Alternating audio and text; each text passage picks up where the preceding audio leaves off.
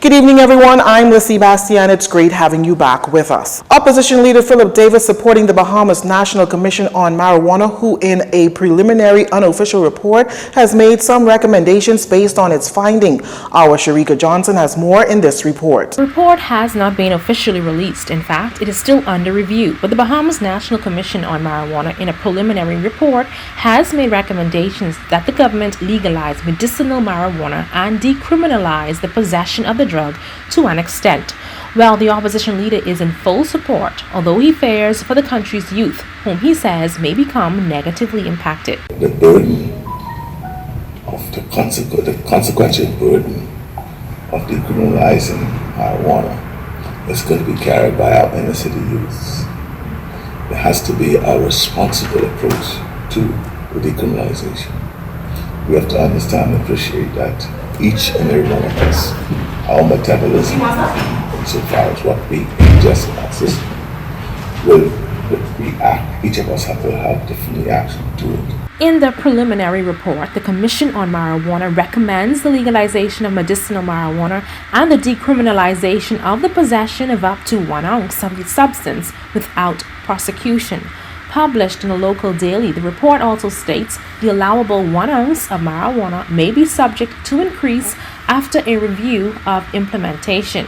It adds recreational marijuana should be permitted for adults over 21 years and medicinal marijuana should be permitted for adults over 18 years of age. Now, while Mr. Davis admits he has not seen the report, he praises the Commission for its progress. I think reports are showing that children at the age of 8 still in junior high school and using marijuana. Is that something we want? And so the message has to be that we're not too permissive for the use in young children. So there has to be, we have to look at age and qualification. These are some of the factors. So the work still has to be done. I commend their work. He says his party agrees with medicinal use of marijuana and supports further research on the impact of its use on society. The report recommends that marijuana be used for medicinal and therapeutic purposes. Also, according to the preliminary report, a majority of individuals surveyed were in favor of the medicinal use of marijuana. The report also recommends a national educational campaign which should include sustained culturally appropriate content, songs, videos, face-to-face interactions that would target, in particular, young adults and children. It is unclear when the document will be finalized. I'm Sharika Johnson. Leader of the opposition also refuting comments made by Minister of Works Desmond Bannister, asserting that Mr. Bannister is making foolish comments after he accused the former administration of attempting to buy an election by giving away millions of dollars in contracts one day before the election in May 2017. Mr. Davis says Mr. Bannister is misleading the public, adding that the ministry files show that most of the contracts were filed long before the elections. And most of those contracts had been in train for quite a while. It's just that it only culminated in signing just before the election. It is not what he gives as an impression that somehow the government just before the election devised these projects and then issued them at that time. These are projects that had been in train for years. And then culminated. It's just that it took that time to get it to a signing position. Bannister told the local daily that tens of millions of dollars in contracts were signed one day before election, which were allotted for the post office, the administrative building in Grand Bahama, and the roads in Andros. However, Mr. Davis says the works minister is attempting to deflect from the incompetence and ineffectiveness of the Free National Movement administration. Mr. Davis is now calling on Mr. Bannister to use his authority as a cabinet minister to bring a legislator to the House to shut down government spending and hiring in an election year. But Mr. Davis says he doubts that will ever happen under an FNM administration. Davis goes on to say that after 2 years in office, the current administration has nothing to show, therefore it faults the PLP. He says the FNM is being dishonest to criticize the PLP of such practice when the FNMs are the chief culprits. And to suggest that the election is being bought by deciding this contract is disingenuous and dishonest. This is a despicable assertion. Mr. Bannister said his administration honored all contracts put in place before the FNM came to power, although the Minnis administration did not necessarily think it was in the best interest of Bahamian people.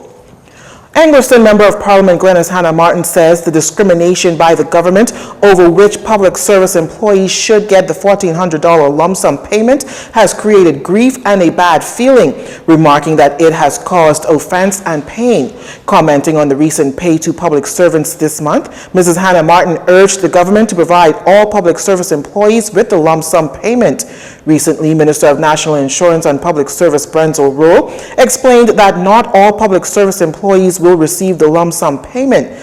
Speaking with Jcntvnews team, Mrs. Hannah Martin says it is unfortunate discrimination that has created anomalies in the minds of people and it is not fair. In a social media post, the PLP MP said, quote, "Many of the workers left out work side by side and just as hard with those who received the monies. I am told some active police officers were also left out. I am pleading with the government to pay the sum across the board to engender harmony in the public service," end quote.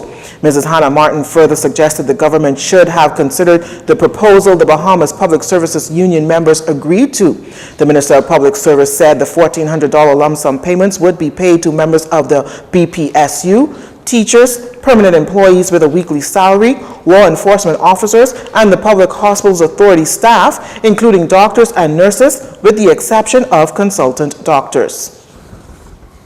Not able to go home to be with family for the Christmas holiday, which is just a few hours away, the young men of the Simpson Penn Center for Boys were treated to an early and special visit from Senator Jamal Moss, representing Prime Minister Dr. Hubert Minnis, and Minister of Social Services and Urban Development Frankie Campbell. The young men were treated to a special pre-Christmas lunch and encouragement from the senator. The event today that we are having is basically to bring Christmas to our young men who are here in the Simpson Pen for Boys. We want to show them that we as parliamentarians care about them. We want to give them that opportunity to enjoy Christmas on a different level. Chadwick James, the acting superintendent of the center, shared of these young men's excitement about the visit. This is a great venture that Senator Moss decided to do, and I know the boys will be excited about it. Senator Moss encouraged the young men to make right choices in reminding them that they are special and empowered to make a difference in society regardless of their past. My wish, my resolution for the young men is to make the right decisions, make the best decisions that is going to benefit you, to propel in the right area, the right path in our future. We don't want to see you here, we don't want to have you here, but we just want to encourage you to make the right decisions. You're watching JCN News. Stay with us. This segment of the news was brought to you by Alive.